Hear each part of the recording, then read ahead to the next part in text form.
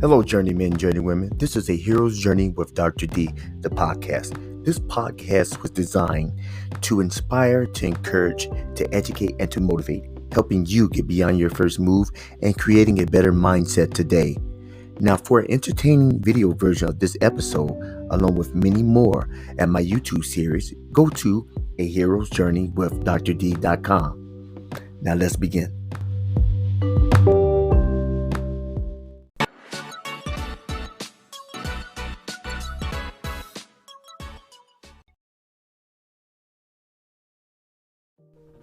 The Invincible mask. I believe that every young man who has some type of athletic prowess, or just in general, has some idea, a concept of being invincible. That's why we looked at cartoons and looked at things that weren't necessarily real, because we want to become something that was impenetrable. Now, whether we want to be impenetrable on the playground or we want to be impenetrable to things that really get to us. Because the invincibility mask is something that you can put on and that you know nothing can penetrate you. If you can put on the mask of Superman, you know the bullet's going to bounce off. If you can put the mask on the Hulk, you know that nothing can beat you. If you put the mask on your favorite football player, you know you're going to be an all-star. Now, for example, when I was growing up, I had a mask.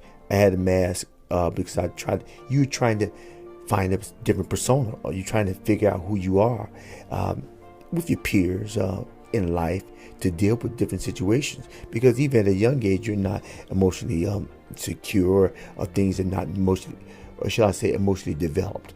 So I'm trying to find out who I am, and who I can become more than anything, because I'm really trying to find and searching for my identity in whichever area that I go in, whether it's school, whether it's athletics, or whether it's everyday life. So, I'll give you a couple examples. When I found myself getting frustrated or really heated, I found myself putting on a mask as the Hulk. I remember a couple of situations in the elementary school setting where I was being picked on. So I took the persona of the Hulk. And when I put the persona of the Hulk, I felt I was invincible. And I really kind of thought I was the Hulk. Well, 8, 9 years old, I started growling, brute. Kind of silly, right?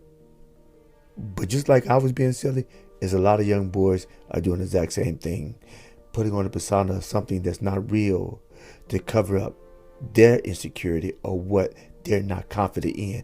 I wasn't confident in myself addressing something, so I tried to put on something that I knew they could address the issue, that I knew they could fight for me.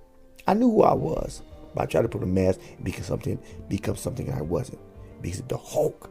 Who could beat the Hulk, really? And also in football, I put on a mask of my nickname growing up was Little Tank, because you had certain images that you want to be like. And a certain football player that was named Tank. Now my twin brother was Tank. Yeah, I was Little Tank. Right now, I'm not so that much little anymore. But when I tried to run the football, I tried to run like the guy we call Tank. And really, it was Herschel Walker. I did not have the speed, but I did have the work ethic. The push-ups, I did 300 push-ups a night, 300 sit-ups a night. I tried to do my run, my sprints. I tried to implement those things so I can be invincible as well. It wasn't all that successful, but I knew I had the discipline to do that because somebody else did it in real life. I think all young boys put on the mask of trying to be invincible. But unfortunately, the mask that young boys put on, sometimes it progresses into adulthood, and they don't really realize it's just a mask for a season and for a situation. They think it's really who they are. The question is, why can't the grown man put away the little boy? I've learned through life that there are certain masks you put on in certain situations, and that's just to learn certain things, what you are and what you aren't. But some men have not accomplished that feat, and they end up taking on that mask, and that mask becomes them, and they're unable to distinguish, is this mask or is it me? Let's put down the mask as we take it off and become who we are. The know-it-all mask. Don't you just hate somebody who just always know everything? Especially somebody's always saying, I know, I know, I know. Well, I was kind of one of those people, but I didn't really know I was a know-it-all. Or I thought I knew everything. Even in the simplest things as directions. Let me tell you a story. Well, I used to have an issue with asking people for directions. A lot of men do, but I was a young man at that time. But the issue is not with asking the directions. The issue is that even if it wasn't directions, it'll be something else. But when I asked the question, asked for directions, I remember one situation. I was with my best friend, and I asked the guy for directions, and he started to tell me the direction he actually had begun. And in the middle of his instructions, I said, I know, I know, I know.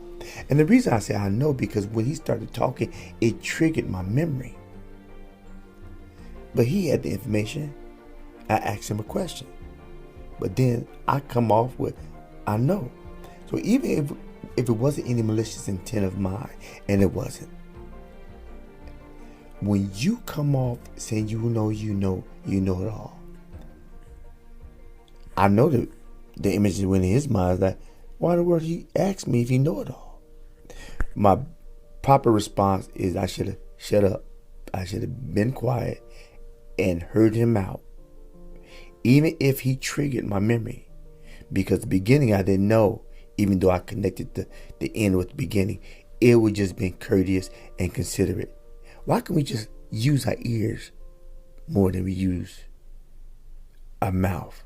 We do have two, but we don't have one of these. There's something in us that feels compelled to always be right, or just to express to how much we know, or not to seem like, not to look as if we're incompetent. That's a fallacy of thought, and that's a lot of what men grow up to be, know-it-alls, because we're taught that we always have to be on top, we always have to be in control, and we need to know all the answers. While that's incorrect, it just is what it is. And that's why we have to reprogram the young men growing up as we work on ourselves on not becoming know-it-alls, because we don't know it all. If we only can listen, maybe we can learn. But the issue is, sometimes we get a little bit of knowledge and feel as if we know everything. If it wasn't known, Socrates was, in his era, was known as one of the wisest men. And a lot of that was because he listened. Even King Solomon. King Solomon was the wisest man in the world at that time, and was known as the wisest man. He would hear disputes, but he would not interrupt the dispute. He would hear and process both sides, because he was trying to understand what he didn't know. By listening to the individuals. A lot of times when individuals are coming to you, they really just want to be heard. They don't care about how much you know. So why do men in general feel as if they have to let everybody know what they know, especially their significant others? When your wife or your significant other just wants to talk, but you feel that you need to fix her. If we can just learn how to listen more than we speak, we just may learn that we don't know as much as we think. The alpha man. Isn't that what you call like the ultimate man? The Rambo, the commando, just the man on top. everybody wants to be that type of man. Really? But why? Because the alpha man is shown to always be on top, never feeling affected by anything in any situation, and never being, or if they were challenged, always willing to tackle the fight or to address the occurrence. A lot of young boys grow up with some type of insecurity. Men and women all the same have insecurities, but how we deal with them are different, or how we're taught to deal with them are very different. Men are taught that we need to hide our emotions. We need to keep them inside, and we need to have machismo. We need to be on top of things. That's why a lot of guys may join fraternity, not for the community benefits, but being seen as the top man on campus and being loud, and everything's bigger, everything's better, and being boisterous amongst their fellow men and looked up to higher esteem, when really they're scared inside. They have fear inside. I remember one situation when I was in college, when I was going to the lunch line, and I don't know what came upon this certain individual, but he told me that he didn't, he said he wasn't scared. He didn't believe in God. Because I did. So he said, but the thing that got me, he said, he was not afraid to die. While we talked about the invincible mask, he felt compelled to tell me that he didn't believe in God and he wasn't scared of dying. As if that whatever I did, he didn't care. But I really believe that he was scared inside. He wanted to show himself superior in a situation that really wasn't going anywhere. Why the young boys grew up to be young men, grew up to be older men who cannot handle their emotions and feel that it's necessity to be an alpha male, and instead of just being a man in control of their emotional state.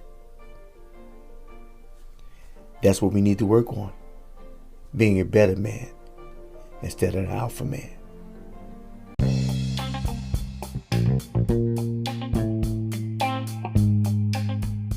If you have enjoyed this episode, be sure to subscribe so you can be notified when a new episode is posted, so you can rave and review about this episode with your friends.